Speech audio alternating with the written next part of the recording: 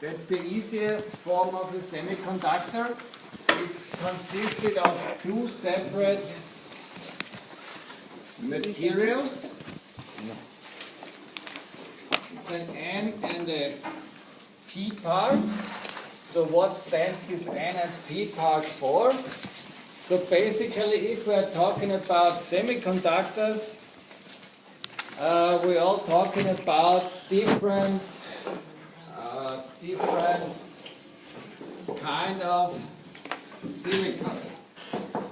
So the diode or the semiconductor in all is consisting of a silicon block or material, and what's in there is that we are starting with a pure silicon monocrystal.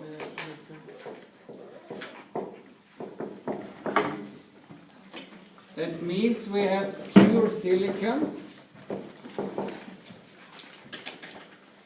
and the silicon is growing on a target, and the important thing here is that you don't have too much different crystals.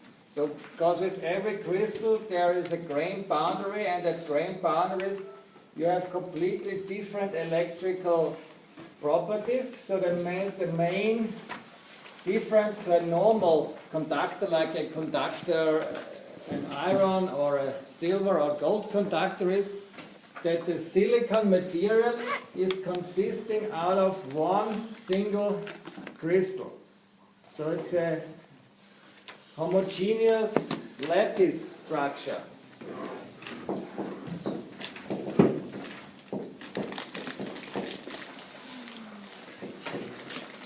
And what is the lattice structure?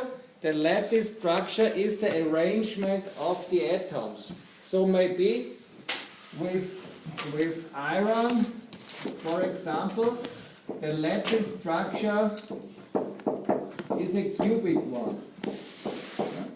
In every edge of the cube, you have one iron atom. But here with silicon, it's a little bit different. In silicon, we got a different lattice structure. It's called a tetrahedron. So we called it what? It's like a pyramid. Tetrahedron. It's like Tetrahedron. Tetrahedron. It's like a pyramid, and every side of the pyramid is a triangle. So it's something like this. So we have every silicon atom has four neighbors in these crystal structures. And silicon is an element of the fourth group in the period system. So that means within silicon you have 4 electrons in the outer sphere. If we draw this in a plane way, then we got the silicon atom, and here are the bounding neighbors. It's also silicon atoms, and every silicon atom has a covalent bond to the next silicon atom, and it's 2 electrons to this neighbor, 2 electrons to this neighbor, 2 electrons to this neighbor, and 2 to this. So 4 electrons come from the inner silicon atoms, and 1 electron comes from the bounding partners. So that's 4, and another times 4, it's 8. So we got every bounding is satisfied. So we got 8, because with 8 you got the noble gas configuration. So that's like the noble gases are helium or neon, so they don't go into any chemical reaction with another element. So if you got 8 saturated bonds, then this is a stable configuration. That means that a silicon monocrystal is a very stable configuration. There is no free bond, And the same means, so if every bond is satisfied, it means that there is no free electrons. That means that silicon is an insulating material. So pure silicon is a very good insulating material. So that means I must not move too much, because then every time you have to... Okay, no problem. No problem. So it means that silicon is a very good insulating material, but that doesn't help us very much on the way to our semiconductors, because semiconductor means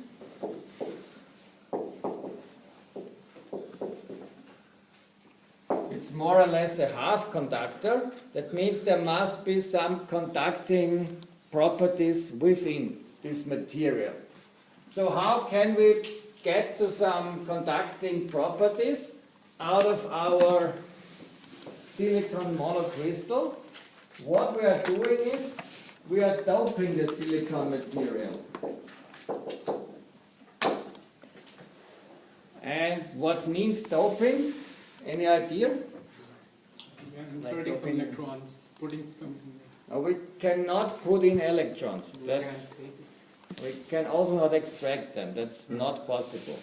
But what we can do is we can put some other material into this crystal structure. That means that we have to break some bonds and put some other materials in, and that's not that easy with silicon. So you cannot have a melted pot of silicon and put some other materials in. That's not possible. We have to find some other ways. And what we are doing is that we cut the silicon in thin slices. That's called a wafer. So that's just a cut out of this silicon monocrystal. So that's the silicon monocrystal. And out of this crystal we cut a thin wafer. And into this wafer we are doping these other materials. And the other materials will stem from the fifth or from the third group of the period system. Yeah? That means if we implant, that's what we call this, we implant these materials, so the atoms from the other material will be shot into this wafer. That's what we are calling implantation. The drawback is that we ruin a little bit the crystal structure, but that depends mostly on the energy, how fast you implant these atoms into this wafer. But if we take a material from example from the fifth group, maybe we substitute these silicon atoms with a material from the fifth group. You can check out it in the Wikipedia, the period system. So what's out of the fifth group? I actually don't know. Maybe it's aluminium or boron. Maybe you can check it. You're online for sure. So check the. Nitrogen is in fifth group. It has seven electrons. What element? Nitrogen. Nitrogen. But we don't use nitrogen. No, we use this. Go one step deeper. What's below nitrogen?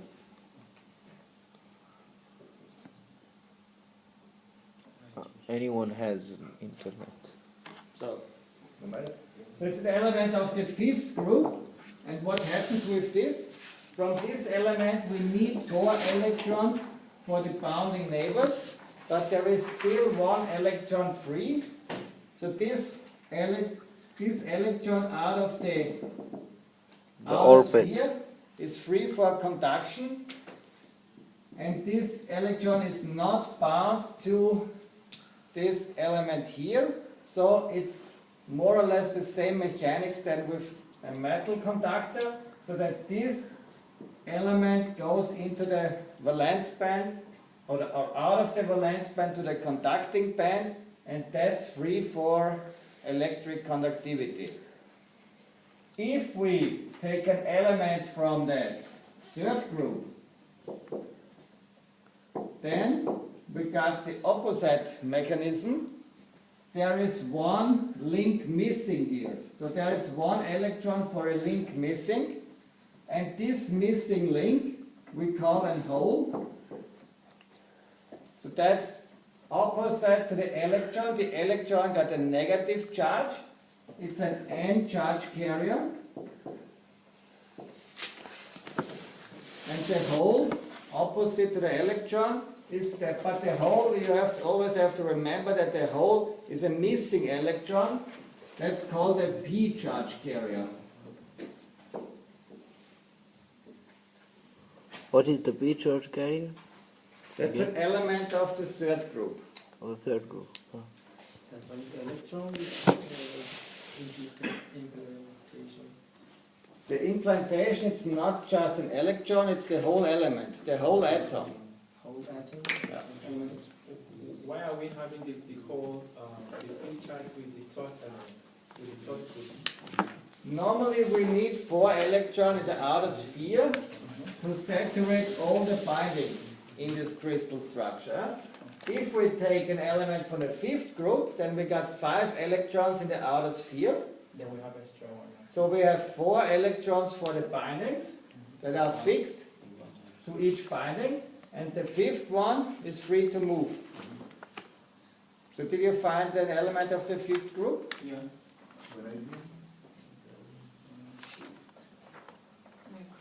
So can you name them?